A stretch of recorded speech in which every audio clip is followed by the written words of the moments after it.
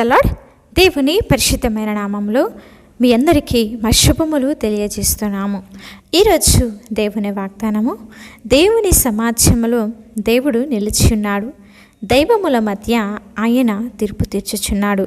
కీర్తనల గ్రంథము 82వ కీర్తన 1వ వచనము.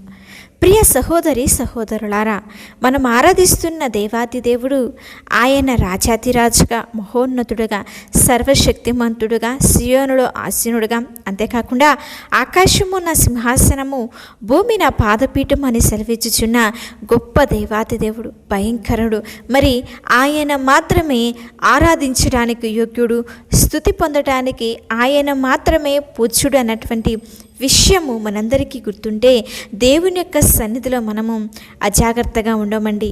దేవుని ఆలయంలో దేవుడు ఉన్నాడు, మనం ఆయనకి భయపడాలి, ఆయన్ని గౌరవించాలి అన్న ధ్యాస మనలో ఉంటే వాక్యం మీదే మనము లక్ష్యం ఉంచుతాము తప్ప మరి మందిరానికి వెళ్ళినప్పుడు అటు ఇటు చూడము, లేకపోతే అటు ఇటు తిరగము. కొంతమంది అయితే ఆరాధనలో నిద్రపోతూ ఉంటారు, మరి ఇంకొంతమంది ప్రక్కవారితో మాట్లాడుకుంటూ జోక్స్ వేసుకుంటూ ఉంటారు, మరి కొంతమంది ఏమో మొబైల్లో గేమ్స్ ఆడుకుంటారు. మరి ఆదివారం నాడు ఆరాధనకి రాకుండా సినిమాలకి, షికార్లకి, ఏదైనా ఫంక్షన్లు వస్తే మందిరము మానేసి ఫంక్షన్లకి వెళ్ళే వాళ్ళు చాలా ఎక్కువ మంది ఉంటారండి. మరి వాక్యం సెలవిస్తుంది కదా, నీ ఆవరణములో ఒక్క దినము గడుపుట 1000 దినముల కంటే శ్రేష్టమైనదని. మరి అదే విధముగా ఒక్క దినము మనం మిస్ అవటం అంటే 1000 దినముల ఆశీర్వాదమును పోగొట్టుకోవటమే కదా. అందుకే ఆరాధనకు వస్తారు కానీ నిద్రపోతారు, వాక్యము వినరు. దానివల్ల ప్రయోజనం ఏముందా? కొంతమంది వాక్యం అయ్యాక వస్తారు, లేకపోతే కానుకల సమయంలో వస్తారు, ఆశీర్వాదం ఇచ్చే సమయంలో వస్తారు.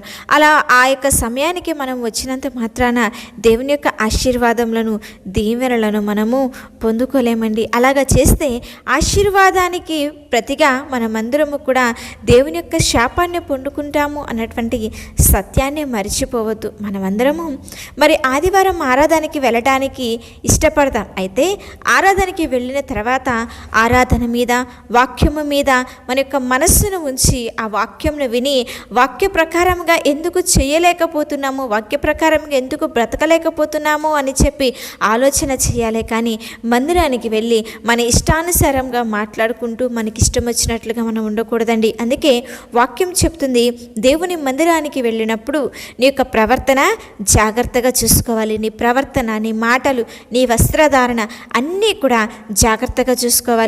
ఎందుకో తెలుసా, ఆయన మన మధ్య ఉన్నాడు. ఆయనే రాజులకు రాజు, ప్రభువులకు ప్రభువు, భయంకరుడైన దేవుడు. మరి మనం ఆయనకి ఇవ్వాల్సినటువంటి గౌరవమును ఆయనకి ఇవ్వాలి. కనుక మనం ఒక విషయము గమనించాలి, మనం వెళ్ళేది మార్కెట్కి కాదు, సినిమా హాల్కి కాదు, లేకపోతే ఫంక్షన్కి కాదు, ఏదో గెట్ టుగెదర్కి కాదు, పెళ్ళికో మరి వ్యాపారానికో కాదండి.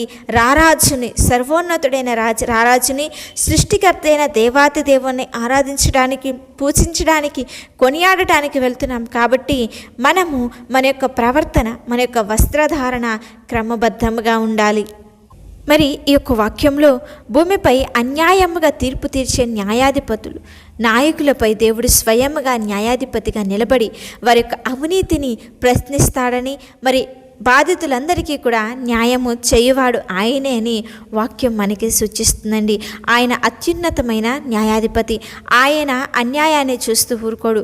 తానే స్వయముగా ఎవరైతే అన్యాయము చేస్తున్నారో వారి అందరి ఎడల తన యొక్క శాపమును కురిపిస్తాడండి. కనుక ప్రియ సహోదరి సహోదరులారా, మనము మందిరమునకు వెళుచున్నప్పుడు ఆ యొక్క సమాజ మందిరంలో ఆ దేవాది దేవుడు నిలిచి ఉన్నాడని, ఆయనే తీర్పు తీర్చువాడు అన్నటువంటి సత్యాన్ని గ్రహించి అన్యాయముగా నడుచుకోకుండా, ఇష్టానుసారంగా ప్రవర్తించకుండా ఆయన చూస్తున్న ఆయన తీర్పు తీరుస్తాడని మనమందరము కూడా సిద్ధపాటును కలిగి, క్రమశిక్షణ కలిగి దేవుని యొక్క మందిరానికి వెళ్ళి ఆయన వాక్యమును విని మన బ్రతుకులను మార్చుకోవాలి. కానీ మన యొక్క నడక, మన యొక్క ప్రవర్తన, మన యొక్క జీవిత విధానము దేవునికి అనుకూలంగా ఉండకుండా లోకస్తులు చేసినట్టు లోకాన్ని, అంతేకాకుండా ఇతరులను ఆకర్షించే విధముగా మనం ఉండరాదు. కనుక ఒక్కసారి మనము గమనించుకుందాము, ఎలా ఉన్నాము. దేవుని సమాజ మందిరానికి వెళుచున్నప్పుడు ఆయన ఉన్నాడు, అక్కడ ఆయన నివసిస్తున్నాడని భయము, భక్తి, శ్రద్ధ కలిగి మందిరానికి వెళ్తున్నామా, లేకపోతే అదొక క్రమబద్ధంగా ఏదో డ్యూటీ లాగా వెళ్ళాలి, తప్పకుండా వెళ్ళాలి, వెళ్ళకపోతే బాగోదు అని చెప్పి ఆదివారము దేవుని మందిరానికి వస్తున్నామా, ఎలా ఉన్నామో ఒక్కసారి ఆలోచన చేసుకొని మనల్ని మనము పరిశీలన చేసుకొని మరి దేవుని సన్నిధిలో పరిశుద్ధముగా నిలబడదాము. చిన్న ప్రార్థన చేసుకుందాం. మహాగణుడ, మహోన్నతుడ, సర్వాధికారి, ప్రేమాపూర్ణుడ, కృప కలిగిన దేవ, రాజులకు రాజా, ప్రభువులకు ప్రభువ, ఉన్నతమైన ఘనమైన శక్తి కలిగిన నామమునకై స్తోత్రములు చెల్లించుచున్నాం. అవును దేవా, మీ యొక్క సన్నిధికి వస్తున్నప్పుడు ఆ సమాజంలో నువ్వు నిలిచి ఉన్నావు, నువ్వు మా మధ్యనే ఉన్నావు అన్నటువంటి సత్యాన్ని ప్రతి ఒక్కరు కూడా తెలుసుకొని గ్రహించుకొని తండ్రి, నీలో భయము, భక్తి, శ్రద్ధ కలిగి ఎదిగే కృపను మాకు అనుగ్రహించండి. మాలో ఎలాంటి అన్యాయపు ఆలోచనలు రాకుండా వాక్యం మీదనే లక్ష్యం ఉంచి మా యొక్క బ్రతుకులను సరిచేసుకునే కృపను మా అందరికీ కలుగు చేయమని ప్రార్థించుచున్నాం. ఎంతమంది అయితే వాక్యంను వింటున్నారో వారందరికీ కూడా ప్రతి ఒక్కరికి సిద్ధపాటును, క్రమశిక్షణను, పరిశుద్ధమైన జీవితంను ప్రతి ఒక్కరి జీవితంలో అనుగ్రహించి మేలులతో నింపండి తండ్రి. అనారోగ్యములతో బాధపడుచున్న వారికి స్వస్థత, విడుదల మీరు దయచేయండి. ఎదురవుతున్న ప్రతి ఒక్క ఇబ్బందికరమైన పరిస్థితులన్నింటినీ కూడా దూరపరిచి కృప చూపించి ఆశీర్వదించి మేలులతో నింపమని ప్రార్థించుచున్నాము. చేస్తున్న వ్యాపారాలలో వృత్తిని దయచేయండి, ఉద్యోగాలలో తోడుండండి.